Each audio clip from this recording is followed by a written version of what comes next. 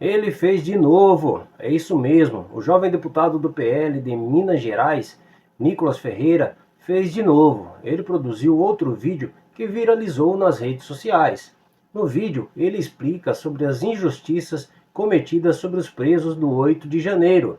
Fique aqui nesse vídeo que você vai entender direitinho o significado do pedido de anistia. Anistia, o que você tem a ver com isso? Eu te explico. Em 1955, o negro era obrigado a ceder seu lugar no ônibus para uma pessoa branca. Uma mulher, Rosa Parks, certo dia se negou e foi presa por se recusar a se levantar. Sua atitude gerou o boicote aos ônibus, liderado por Martin Luther King. Sim, isso foi o início do movimento contra as injustiças que a população negra sofria. Mas o que isso tem a ver com a anistia, Nicolas? A injustiça contra uma mulher virou um marco de uma luta coletiva. Lá foi um ônibus, aqui um batom. Débora, casada, mãe de 2 filhos pequenos. Cabeleireira, condenada a 14 anos de cadeia. Seu crime? Escreveu Perdeu o Mané em uma estátua com um batom. Mas isso você já deve saber. A pergunta que fica é, se ela tivesse escrito Fora Bolsonaro em vez de Perdeu o Mané, Moraes e Dino teriam condenado ela da mesma forma? Uma pessoa que não tem uma imagem dela dentro do Congresso, quebrando nada, nenhuma violência. E pior, um funcionário da limpeza desfez o golpe de Estado da Débora com água e sabão. Quem gera mais risco à democracia? Uma cabeleireira com um batom ou 15 traficantes soltos pelo STF? A resposta todo mundo já sabe, mas muitos têm medo de responder. E aí está o meu ponto. Quando você trata uma injustiça apenas como um número, você ignora que é uma pessoa, uma família que está sofrendo e que você, um dia, pode ser vítima da mesma injustiça. Infelizmente, temos muitas outras vítimas. Eliene Amorim, 28 anos, manicure, presa no dia 22 de março de 2023, quase 2 meses depois dos atos do dia 8 de janeiro em São Luís. Motivo da prisão? A acusação que teria participado dos atos de vandalismo em Brasília.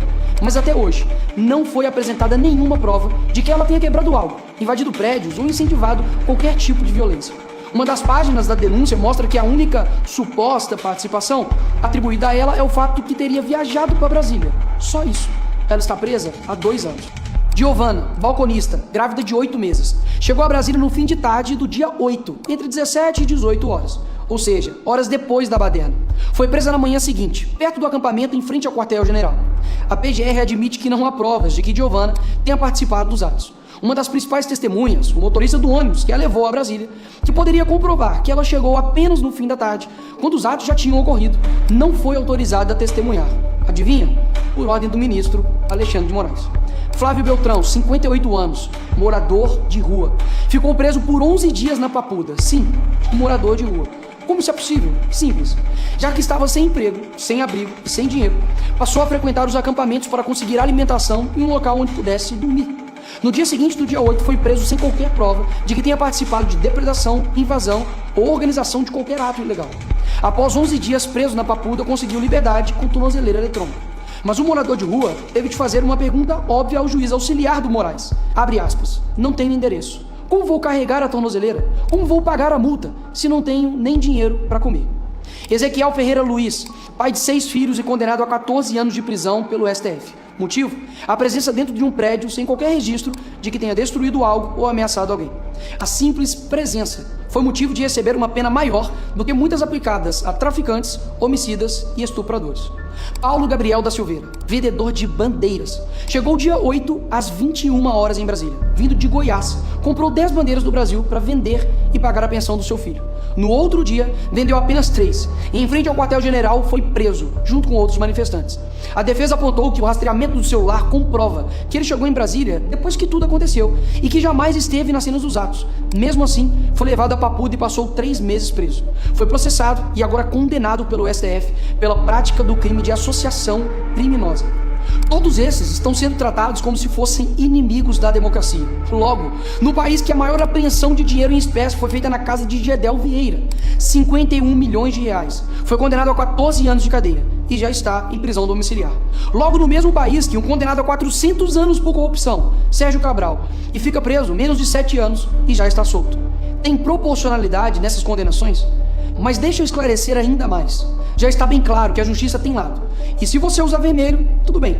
Mas se não, tem uma má notícia para você. Em 2006, o MST invadiu e depredou a Câmara. Condenados? Zero. Em 2017, o protesto Ocupa Brasília reuniu 45 mil manifestantes de esquerda contra o Temer. Nesse dia, a sede de 3 ministérios foi incendiada e houve depredação em 8 prédios. Condenados? Zero. Em 2018, o prédio da ministra Carmen Lúcia foi pichado por integrantes do MST. Sabe qual foi a condenação para eles? Zero. Onde estava o STF para condená-los a 14 anos de prisão? Percebe?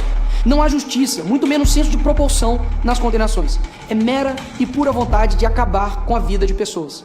Mas, Nicolas, você vai passar pano só porque é do seu lado agora? Claro que não. O dia 8 foi um dia lamentável para o nosso país. Quebradeira e desordem nunca fez parte de nenhuma manifestação da direita. O que nós queremos é simples: justiça.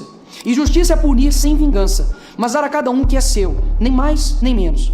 O Brasil já anistiou torturadores e corruptos. Negar perdão a manifestante é escolher punir só o que tem menos poder. Ou coloca todos os envolvidos da esquerda, que já fizeram o mesmo, na cadeia, ou solta os da direita para ficar igual os da esquerda. O que não dá é punir uma torcida que cometeu algo e a outra torcida que já fez o mesmo, repetidas vezes, nunca ter punição. E por quê? Porque o juiz é do time deles. Aí não dá. Anistiar os presos do dia 8 não é absolver o caso. É reconhecer que a justiça não pode ser seletiva, quando a democracia também errou no seu próprio espelho.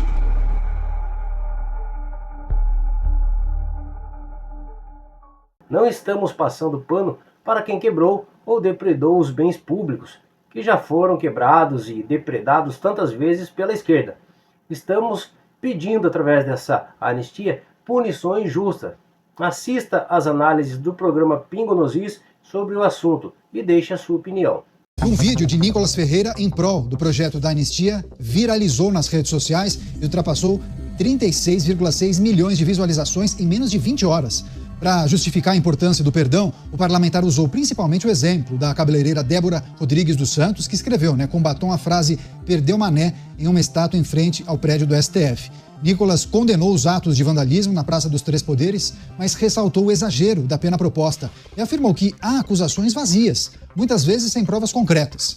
Por fim, o deputado da oposição também relembrou episódios onde grupos progressistas invadiram e depredaram prédios públicos e privados, mas não foram condenados por crime algum. Chamar os nossos comentaristas, entender também o sucesso desse vídeo de Nicolas Ferreira, mais um, Roberto Mota, ao vivo, conectado com a gente. Mota, seja muito bem-vindo, ótima noite a você. Mais um vídeo produzido ou protagonizado por Nicolas Ferreira, nesse caso, defendendo a anistia, e ele foi muito feliz, porque ele acaba analisando alguns casos e parece que é justamente quando as pessoas se atêm à situação que envolve essas pessoas, o que elas estavam fazendo no dia 8 de janeiro, quais foram os crimes que elas foram condenadas, por quais crimes, enfim, eu acho que tudo isso acaba sensibilizando as pessoas. Dito e feito, o vídeo já viralizou, milhões de visualizações, Mota. O deputado Nicolas tem uma capacidade de comunicação fora do comum. Boa noite, Caniato, boa noite, meus colegas de bancada, boa noite, nossa audiência. Não é à toa que os vídeos do Nicolas têm recordes de visualizações.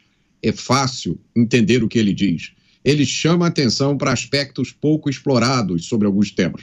Foi assim no vídeo que ele fez sobre o Pix. Agora é esse vídeo sobre a anistia. Não é à toa que os políticos tradicionais têm tanto medo das redes sociais. Mais de 36 milhões de visualizações em menos de 20 horas, esse novo vídeo protagonizado por Nicolas Ferreira, em que ele defende o projeto da anistia. Luiz Felipe Dávila também com a gente, vai trazer suas análises e impressões.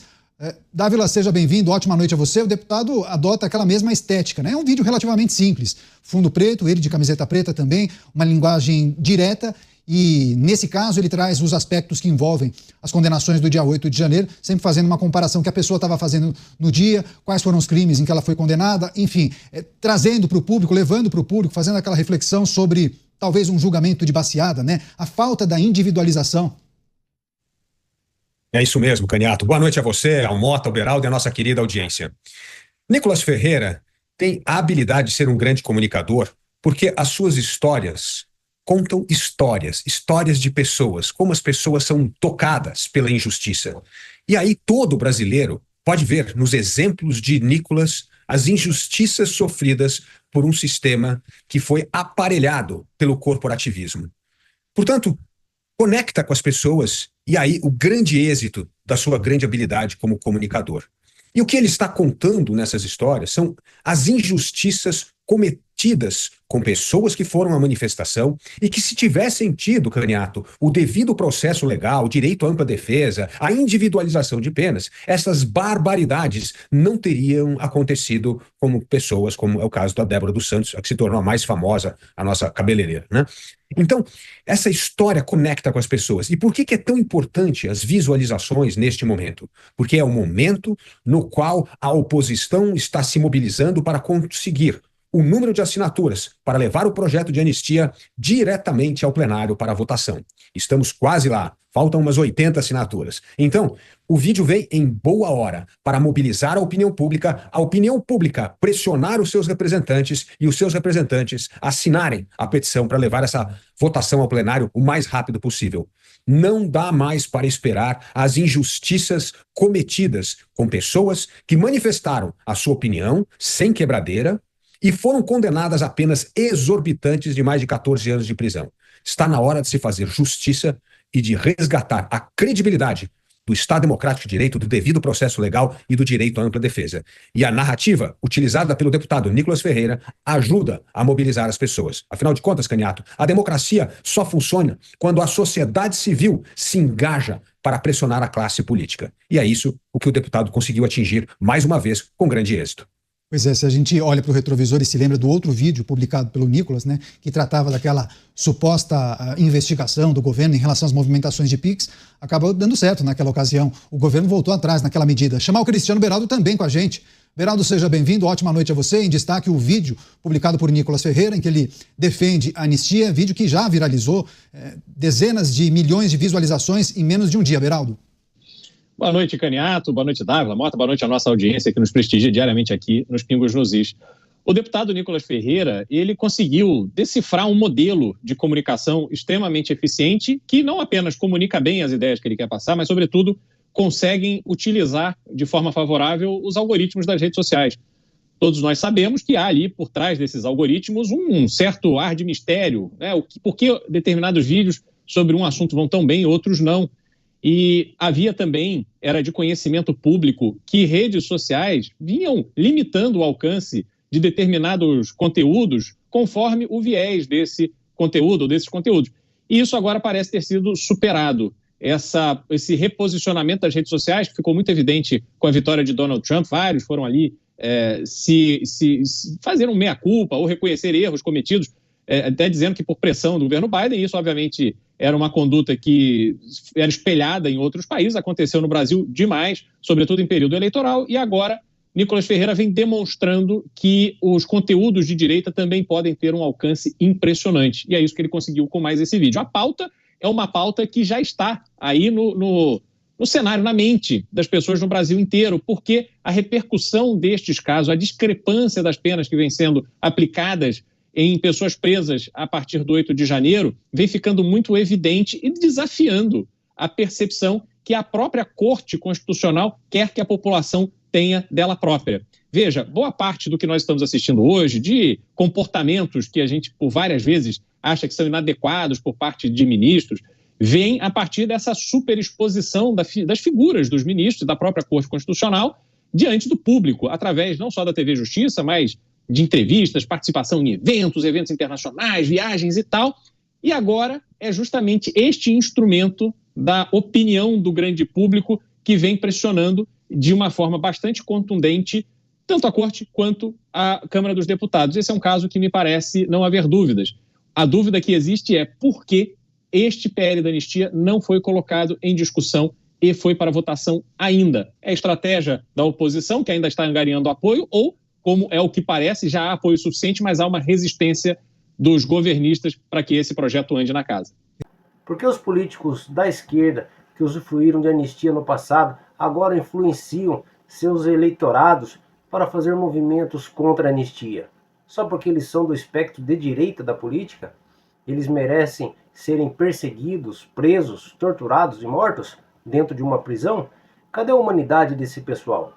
Ou será que quem é de esquerda não tem coração, não tem sentimentos, que são capazes de usufruir de um benefício e negar este mesmo benefício para outros que não são seus eleitores? Deixe o seu comentário sobre o assunto, se inscreva no canal, compartilhe o vídeo. E de quebra, o Nicolas ainda humilhou o menino Foca. Todo mundo aqui conhece, se não conhece, o menino Foca, né? É aquele que usa cabelo de calopsita, que critica os outros por pintar o cabelo de amarelo, mas no dia seguinte aparece em seu programa no YouTube com o cabelo amarelo. O cara mais hipócrita que tem na internet. É o Felipe Neto. E ele resolveu lançar um vídeo falando que vai lançar a sua pré-candidatura a presidente. Essa é uma mensagem para a nação brasileira. Eu tenho 2 grandes anúncios a serem feitos aqui nesse vídeo e eu peço a sua atenção. Nos últimos meses, eu evitei posicionamentos políticos. Por que eu fiz isso? Porque eu precisava ter um olhar de fora. Porque, como em toda a minha carreira, eu baseio minhas opiniões no domínio da informação e no meu enorme anseio de ser um guardião da verdade. A minha revisão nunca foi sobre eu me colocar ou não nos assuntos, mas sobre como eu me colocaria. E é por isso que, após esse período de profunda reflexão e estudos documentados no meu diário, que me acompanha desde o começo dessa jornada, eu anuncio a minha pré-candidatura à presidência da República. E esse não é um gesto de vaidade, porque eu construí um legado financeiro e na comunicação que já me alimenta o estômago e o ego pro resto da vida. Eu quero ser presidente porque eu, embora seja um homem de fora da política, eu tenho ao meu lado a maior arma do nosso tempo, o uso das redes. E a verdade sobre esse ponto é que todas as plataformas têm acesso aos nossos gostos, aos nossos interesses, às nossas ideologias. Não há escapatória nenhuma. Então, por que não usar a dependência das redes a favor do povo? Aqui vem, então, o meu segundo anúncio. Estou lançando uma nova rede social, a Nova Fala, que é uma espécie de laboratório, onde cada cidadão, enquanto interage com os conteúdos, cede voluntariamente informações para que nós possamos saber as reais preferências e necessidades do povo brasileiro. Essa rede seria algo como um ministério. Eu não vou definir qual, talvez o da verdade. No mínimo, ela ajudaria a gente a entender qual é a opinião da maioria sobre cada momento da história. E aí os livros didáticos retratariam a vontade da maioria, como deve ser numa democracia. Na melhor das hipóteses, a rede Nova Fala permitiria criar uma plataforma de governo neutra, sem qualquer ideologia, mas uma posição definitiva e direta do povo, de quem eu seria apenas, e humildemente, um porta-voz da verdade. Assim como um pai precisa vigiar seu filho para educá-lo bem, é isso que precisa fazer o líder de uma nação. É isso que eu quero ser para o povo brasileiro. Um pai tão generoso quanto vigilante. Ou, se eu for jovem demais, ao menos para isso, eu quero ser como um irmão mais velho. Fiquem atentos. Amanhã, ao meio-dia, eu vou trazer um novo vídeo, explicando os detalhes sobre a Nova Fala e sobre o nosso futuro.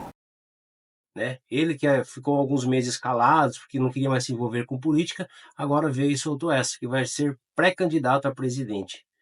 E para azar dele, o vídeo do Nicolas foi solto no mesmo dia que o vídeo dele. O vídeo dele teve um alcance, até ao dia que foi comparado, teve um alcance de 9 milhões de visualizações do menino Foca, enquanto o do Nicolas estava em 36 milhões de visualizações. O youtuber Felipe Neto, como candidato a presidente, diz aí o que você acha. Você votaria no Felipe Neto para presidente? Você confiaria a sua nação para o cara mais hipócrita do mundo, o cara que apoiou o Lula aí com unhas e dentes, o cara que recebeu dinheiro da USAID, né, via USAID patrocínio aí para ajudar o Alexandre de Moraes a censurar as redes sociais? Diz aí, você votaria nesse cara?